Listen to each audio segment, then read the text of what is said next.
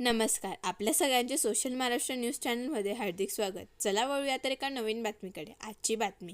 विद्रोही सांस्कृतिक चळवळ महाराष्ट्राच्या वतीने विश्व आदिवासी दिन आणि लोकशाहीर अण्णाभाऊ साठे, क्रांतिसिंह नाना पाटील, लोकशाहीर वामनराव कर्डक यांच्या जयंतीनिमित्ताने भाषा व सांस्कृतिक जागर परिषदेचे आयोजन करण्यात आले होते. हिंदी सक्ती आणि भाषिक वर्चस्वाचे राजकारण या विषयावर प्रमुख वक्त्यांनी मार्गदर्शन यावेळी केले. या कार्यक्रमाचे अध्यक्ष डॉक्टर दीपक पवार, प्रमुख वक्ते डॉक्टर प्रकाश परब, डॉक्टर संदीप म्हस्के यांच्यासह कॉम्रेड किशोर ढमाले उपस्थित होते. यावेळी मोठ्या संख्येने कष्टकरी नागरिकांची उपस्थिती कार्यक्रमाला लाभली होती. मोठ्या संख्येने भाषेच्या प्रश्नासंबंधी विचारमंथन ऐकायला इतक्या मोठ्या संख्येने लोक येत आहेत, हा माझ्यासाठी पहिल्यांदा अनुभव होता.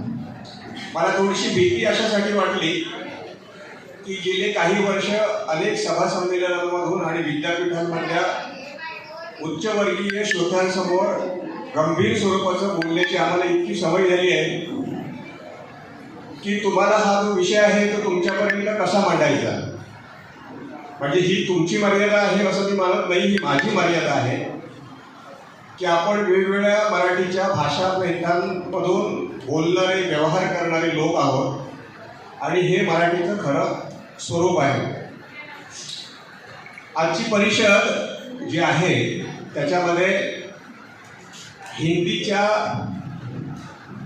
शैक्षणिक आक्रमणाविषयी तो विषय असला तरी हिंदीचं जे आक्रमण आहे मराठी भाषेवरचं ते मुळामध्ये सांस्कृतिक आक्रमण आहे.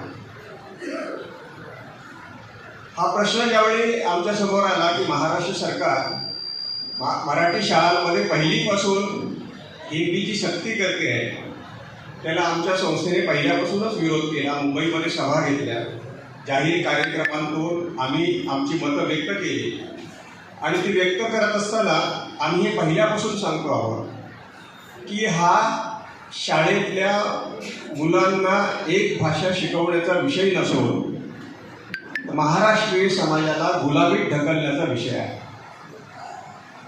हे केवळ शैक्षणिक भाषिक अतिक्रमण नसून हे सामाजिक सांस्कृतिक अतिक्रमण आहे आणि 18व्या शतकातील ब्रिटिशांच्या भाषिक आक्रमणापेक्षा देखील हे भयंकर आक्रमण आहे आणि त्याचा प्रतिवाद कसा करावा यासाठी आम्ही सगळेच संभ्रमित होतो आणि चिंतेमध्ये देखील होतो.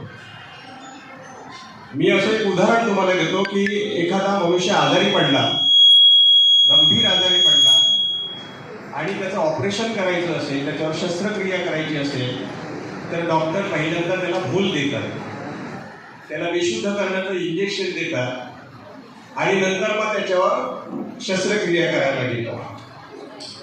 महाराष्ट्र सरकारने हिंदीच्या सक्तीचा GR काढून आपल्याला भूल देण्याचा जो प्रयोग केला तो भूल अपुरा होता. याचं कारण गेल्या 10 वर्षामध्ये धार्मिक वर्चस्ववादाचं विष किंवा इंजेक्शन या समाजाला दिलं होतं. तो समाज पुरेसा मेलेला नाही, बेशुद्ध झालेला नाही, हे या एवढ्या सभागृहातील उपस्थितांकडे पाहून माझ्या लक्षात येतं की हा समाज अजूनही जागा आहे, हा समाज अजूनही शुद्धीमध्ये आहे आणि शाहू फुले आंबेडकर यांची जी वैचारिक परंपरा आहे ती परंपरा पुरेशी जागृत आहे आणि त्यामुळेच हिंदीच्या वर्चस्ववादाचा किंवा लादलेल्या गुलामगिरीचा संघर्ष किंवा प्रतिवाद करण्यासाठी आपल्याकडे भक्कम असा वैचारिक आधार आहे. बातमी आवडल्यास चॅनलला लाईक व सबस्क्राईब करा व दररोज अशा नवनवीन बातम्या पाहण्यासाठी चॅनलला फॉलो करा. धन्यवाद.